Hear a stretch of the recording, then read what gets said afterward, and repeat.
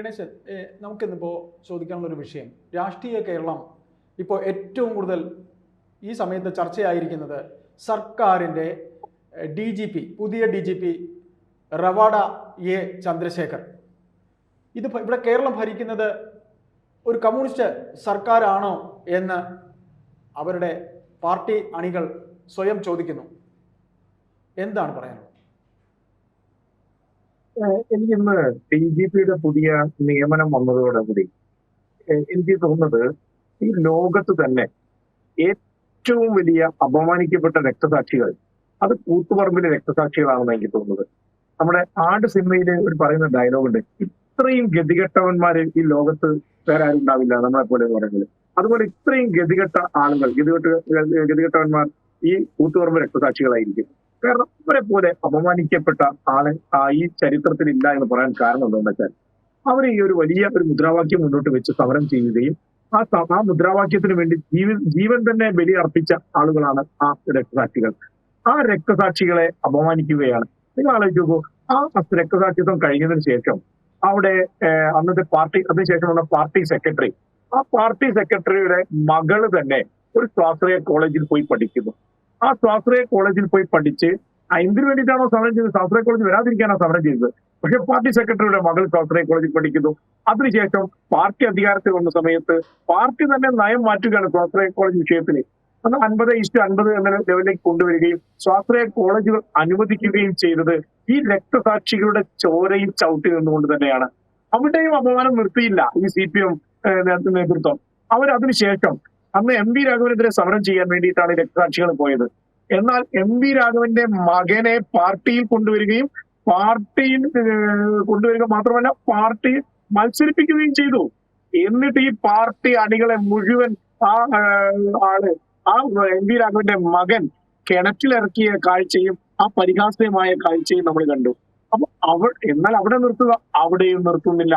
അന്ന് ആ കൂത്തുപറമ്പ് വെടിവെപ്പിന് നേതൃത്വം കൊടുത്ത പോലീസ് ചുമതലപ്പെട്ട അന്നത്തെ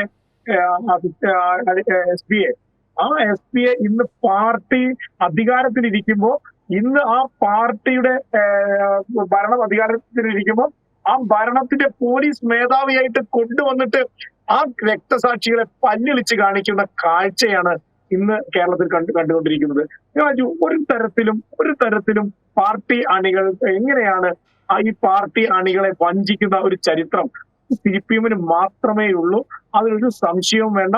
ആ CPM അണികളെ ഇങ്ങനെയേറെ വഞ്ചിക്കുകയും അപമാനിക്കുകയും ചെയ്യുകയാണ് പാർട്ടി അധികാരത്തിൽ ഇരുന്നു കൊണ്ട് എല്ലാ കാലഘട്ടത്തിലും ചെയ്തത് എന്ന് നമുക്ക് കാണുവാൻ സാധിക്കും. അഭിപ്രായത്തെ അപ്പോ താങ്കൾ പറയുന്നത് ഇത്തരത്തിൽ പ്രസ്ഥാനത്തിനെയും പാർട്ടി അണികളെയും വഞ്ചിക്കുന്നത് ആദ്യമല്ല എന്നാണോ? തീർച്ചയായും എല്ലാ കാലഘട്ടത്തിലും ഈ ഇത്തരം ആളുകളെ വഞ്ചിച്ച ചരിത്രം, ഇത്തരം ആളുകളെ ഇല്ലാതാക്കിയ അവരുടെ രക്തസാക്ഷിത്വത്തിന് ഒരു വിലയും കൽപ്പിക്കാത്ത ചരിത്രമുള്ളത് CPM മാത്രമാണ്. അത് യാതൊരു സംശയവുമില്ല. ഇപ്പൊ ഞാനെന്താ പറഞ്ഞേ, ഇങ്ങനെയേറെ ഒരു തവണ ഇപ്പോ നയം മാറ്റി, അല്ലെങ്കിൽ സ്വാശ്രയ വിഷയത്തിൽ നയം മാറ്റി, ആ ഒരു വിഷയം മാത്രമാണെങ്കിൽ നമുക്കൊരു നയമാറ്റമായിട്ട് മാത്രം കരുതാം. എന്നാൽ നിരന്തരം അപമാനിക്കുകയാണ്. ഇന്ന് അവസാനം ആ പോലീസ് വെടിവെപ്പിന് നേതൃത്വം കൊടുത്ത പോലീസുകാരനെ തന്നെ പോലീസ് മേധാവിയാക്കി കൊണ്ടുവരിക എന്ന് പറയുന്നത് നിങ്ങൾ ആലോചിച്ച് നോക്കൂ. അവരുടെ എങ്ങനെയാണ് പറയുക? ഇന്നിപ്പോ DGPയുടെ ഓഫീസിൽ പോയാൽ നമുക്ക് കേൾക്കാൻ സാധിക്കുക, പുഷ്പനെ അറിയാമോ, നമ്മുടെ പുഷ്പനെ അറിയാമോ എന്നുള്ള പാട്ട് പോലീസ് മേധാവി ആർക്ക് ഡെഡിക്കേറ്റ് ചെയ്യും?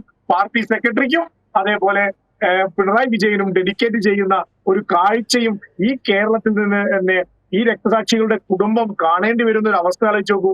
കാരണം പാർട്ടി വേദികളിലും പാർട്ടി സമ്മേളനങ്ങളിലും പുഷ്പനെ അറിയാമോ, പുഷ്പനെ തോളിലേറ്റി കൊണ്ടു നടന്നിട്ടുള്ള കാഴ്ച, ഒരു കാഴ്ച വസ്തുവിനെ പോലെ കൊണ്ടു നടക്കുന്ന, ഒരു കാഴ്ച ബംഗ്ലാവിലെ മൃഗത്തെ പോലെ കൊണ്ടു നടക്കുന്ന കാഴ്ച നമ്മൾ കണ്ടുകൊണ്ടിരിക്കുകയാണ്. പക്ഷേ പാർട്ടി ആസ്ഥാനത്ത് പോയാൽ പുഷ്പനെ അറിയാമുള്ള പാട്ട് കേൾക്കുന്നു. പക്ഷെ എന്താ ചെയ്തുകൊണ്ടിരിക്കുന്നത്?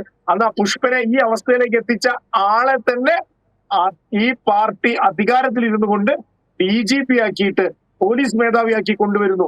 അത് 2ാം സ്ഥാനത്തുണ്ടായിരുന്ന ആളാണ് ആ ലിസ്റ്റില്. 1ാം സ്ഥാനത്ത് മറ്റൊരാളുണ്ടായിരുന്നു. പക്ഷെ അവരെ വെക്കാമായിരുന്നു. അവരെ എല്ലാം വെച്ചത്.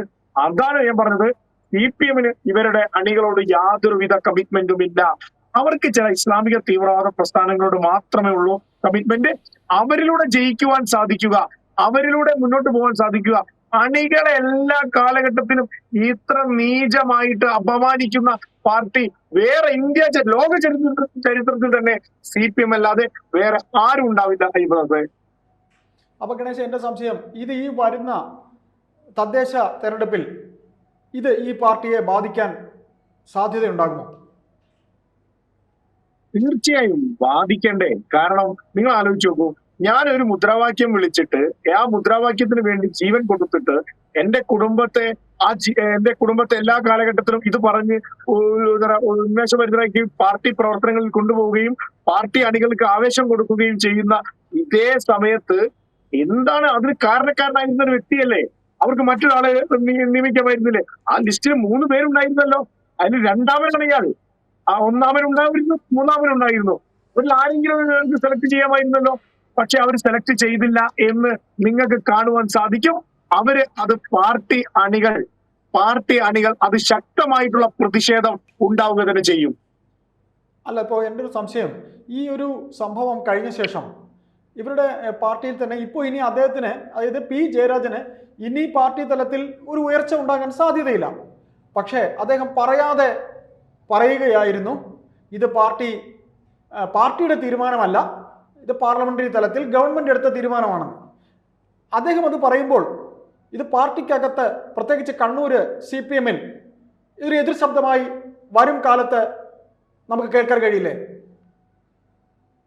നമുക്ക് ഒരു ടെക്നിക്കലായിട്ട് ചില വേർഡുകളൊക്കെ ഉപയോഗിക്കാം. ഗവൺമെന്റ് എടുത്ത തീരുമാനമാണ്. CPM എന്ന പ്രസ്ഥാനത്തെ മനസ്സിലാക്കുന്ന സമയത്ത് നമുക്ക് കാണുവാൻ സാധിക്കും, ഈ CPM നേതൃത്വം എടുക്കുന്ന തീരുമാനമാണ് ആ ഗവൺമെന്റ് നടപ്പിലാക്കുക എന്നത്. ആ പാർട്ടി എടുക്കുന്ന തീരുമാനമാണ് ആ ഗവൺമെന്റ് നടപ്പിലാക്കുക എന്നത്. പാർട്ടിയുടെ കേരളത്തിലെ ഏറ്റവും ഉന്നതമായിട്ടുള്ള പോസ്റ്റിൽ ഇരിക്കുന്ന പോളിറ്റ് ബ്യൂറോ മെമ്പർ ആയിട്ടുള്ള പിണറായി വിജയൻ തന്നെയല്ലേ ഈ ഗവൺമെന്റിന് നേതൃത്വം കൊടുക്കുന്നത്. ആ പിണറായി വിജയൻ അറിഞ്ഞൂടെ ആ കേസിൽ പിണറായി ചെയ്യപ്പെടാത്ത ആളൊന്നും അല്ലല്ലോ.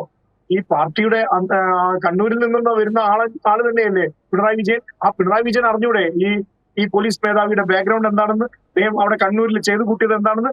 അപ്പൊ പാർട്ടി അണികളെ എന്താ പറയാ കൊലക്കിട്ട് കൊടുത്ത് തങ്ങളുടെ ഭരണം നേടി തങ്ങളുടെ കുടുംബത്തിനും ഭാര്യയ്ക്കും മക്കൾക്കും മരുമകനും വേണ്ടിയിട്ട് ഭരണം നടത്തുക എന്നതാണ് അവർ അവരുടെ കമ്മ്യൂണിസം എന്ന് പറയുന്നത്. അല്ലാതെ പാർട്ടി അണികളോട് യാതൊരുവിധ കമ്മിറ്റ്മെന്റും ഇല്ല. അവർ നരകിച്ച് ജീവിച്ചോട്ടെ, അവർക്കൊരു പ്രശ്നമല്ല. കാരണം എന്റെ ഭാര്യയും മകളും അവന്റെ കൊച്ചുമക്കളും അതുപോലുള്ള സുഖസൗകര്യത്തിൽ സുഖലോലുപതയിൽ ജീവിക്കുക എന്നതാണ്. കാരണം എന്നിട്ട് പാർട്ടി വേദികളിൽ പോയിട്ട് പുഷ്പനെ അറിയാമോ, നമ്മുടെ പുഷ്പനെ അറിയാമോ എന്ന് ചോദിച്ചിട്ട് എന്ത് കാര്യമാണ് നമുക്കുള്ളത്? അപ്പോ എന്റെ സംശയം എന്ന് പറയുന്നത്, ഈ പാർട്ടിക്ക് ഒരു നാഥനില്ല എന്നാണോ ഗണേശ നമുക്ക് മനസ്സിലാക്കാനുള്ളത്? പ്രസ്ഥാനത്തിന് നാഥനുണ്ട്, നാഥനില്ല എന്നല്ല, നാഥനുണ്ട്. പക്ഷെ നാഥൻ എന്ന് പറയുന്ന ആളുടെ ഏറ്റവും പ്രയോറിറ്റി എന്ന് പറയുന്നത് ആ നാഥന്റെ കുടുംബമാണ്. ആ നാഥന്റെ ഭാര്യയും മകളും മകനും മരുമകനുമാണ് ആ നാഥന്റെ ഏറ്റവും പ്രധാനപ്പെട്ട പ്രയോറിറ്റി എന്നതാണ് ഈ വിഷയത്തിലൂടെ മനസ്സിലാക്കുന്നത്. പാർട്ടിയാണ് പ്രയോറിറ്റി എങ്കിൽ നിങ്ങൾ ആലോചിച്ച് നോക്കൂ, DGP ആയിട്ട് മറ്റൊരാളെ നിയമിക്കുമായിരുന്നില്ലേ? ഞാൻ പറഞ്ഞ ആ ലിസ്റ്റിൽ ബാക്കി 2 പേരുണ്ടായിരുന്നില്ലേ? അവരെ നിയമിക്കുമായിരുന്നില്ലേ? പാർട്ടിയല്ല പ്രയോറിറ്റി. അല്ല ഗണേശ്, എന്റെ സംശയം, ഗണേശ് പറയുന്നത് മുഖ്യമന്ത്രിയെ കുറിച്ചാണ്. എന്നാൽ പാർട്ടി എന്ന് പറയുമ്പോൾ പാർട്ടി സെക്രട്ടറി അല്ലേ ആ പാർട്ടിയുടെ നാഥൻ? പാർട്ടി സെക്രട്ടറി എന്ന് പറയുന്നത് ഒരു എന്താ പറയുക കോമാളിയായിട്ട് ചിത്രീകരിക്കുന്ന ഒരു വ്യക്തിത്വമാണ്. നിങ്ങൾ ആലോചിച്ച് നോക്കൂ, അദ്ദേഹം രാവിലെ വായ തുറക്കുന്ന സമയത്ത് കേരളത്തിലെ ജനങ്ങൾക്ക് ചിരിക്കുവാനുള്ള സാഹചര്യം ഉണ്ടാക്കുന്ന തരത്തിലുള്ള ഒരു കോമാളിയായിട്ട് അദ്ദേഹത്തെ പ്രതിഷ്ഠിച്ചു വെച്ചിരിക്കുകയാണ്. ഇപ്പോഴും നിങ്ങൾ ആലോചിച്ച് നോക്കൂ, പാർട്ടി കമ്മിറ്റികൾ കഴിയുന്ന സമയത്ത് പിണറായി വിജയനാണ് പ്രധാനപ്പെട്ട ആൾ. പിണറായി വിജയൻ പറയുന്ന കാര്യങ്ങൾ മാത്രം നടപ്പിലാക്കുന്ന ഒരു ഓഫീസ് സെക്രട്ടറിയുടെ ജോലിയാണ് പാർട്ടി സെക്രട്ടറി MV ഗോവിന്ദൻ അവിടെ ചെയ്തുകൊണ്ടിരിക്കുന്നത്. അല്ലാതെ സ്വന്തമായിട്ട് എന്ത് നിലപാടാണ് MV ഗോവിന്ദനെ എടുക്കാൻ സാധിക്കുന്നത്? പിണറായി വിജയന്റെ മുഖത്ത് നോക്കി സംസാരിക്കാനുള്ള ധൈര്യമുണ്ടോ MV ഗോവിന്ദന്? ഒരിക്കലുമില്ല. MV ഗോവിന്ദൻ എന്ന് പറയുന്ന ആൾ വെറും പിണറായി വിജയന്റെ ഓഫീസിലെ സെക്രട്ടറിയുടെ അല്ലെങ്കിൽ ഓഫീസ് ബോയുടെ ജോലിയാണ് ചെയ്തുകൊണ്ടിരിക്കുന്നത്. അല്ല, എനിക്കൊരു സംശയം, ഈ പേരില് ഈ 5 പേര് അല്ലെങ്കിൽ അത് പോലീസ് ഓഫീസർമാരുടെ പേര് പറഞ്ഞാൽ യോഗേഷ് ഗുപ്ത മൂന്നാമത് വന്നു, നിതിൻ അഗർവാൾ ഒന്നാമത് വന്ന പേരാണ്. ഇപ്പോൾ വന്നിരിക്കുന്ന റവാഡ എ ചന്ദ്രശേഖർ രണ്ടാമത് വന്ന പേരാണ്. ഈ സർക്കാർ ഒരുപാട് ഗുസ്തി നടത്തി ഈ അജിത് കുമാറിനെ അല്ലെങ്കിൽ മനോജ് എബ്രഹാമിനെ ഇവരൊരു താൽക്കാലിക DGP ആക്കാനായി. അപ്പോൾ അങ്ങനെ ഒരു മസ്കുത്ത് നടത്തി അല്ലെങ്കിൽ ഗുസ്തി നടത്തി ചെയ്യാൻ കഴിയാതെ വന്നപ്പോൾ ഇത്തരത്തിൽ ഒരാളെ മാത്രമേ ഇവർക്ക് എടുക്കാൻ കഴിയുള്ളൂ.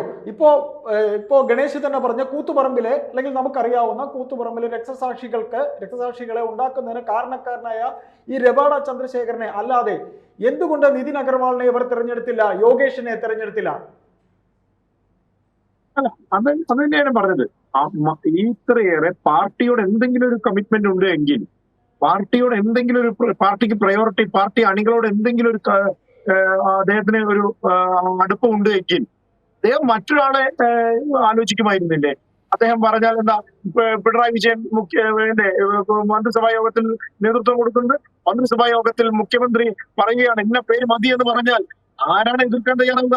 അപ്പൊ മുഖ്യമന്ത്രിയുടെ അറിവോട് കൂടി തന്നെയാണ് ഈ നിലപാടെടുത്തിരിക്കുന്നത്. ഇത് പാർട്ടി അണികളെ പാർട്ടി അണികൾ ഒരു അപമാനിക്കപ്പെടുന്ന തരത്തിൽ, ഒരു മൂലക്കിരുത്തുന്ന തരത്തിൽ അവര് വെള്ളം കോരാനും പോസ്റ്റർ ഒട്ടിക്കാനും മറ്റുള്ള ആളുകൾ, നിങ്ങൾ ആലോചിച്ചു കണ്ണൂരിൽ പോലും ഇത്തരം ആളുകളെ എന്തിനാണ് ഉപയോഗിച്ചുകൊണ്ടിരുന്നത്?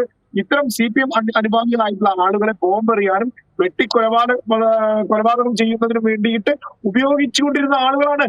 ആ ഉപയോഗിച്ചുകൊണ്ടിരുന്ന ആളുകളെ ഇന്ന് പാർട്ടി അധികാരത്തിൽ എത്തിയ സമയത്ത് അവരെ മൂലക്കിരുത്തുകയാണ് ചെയ്യുന്നത്.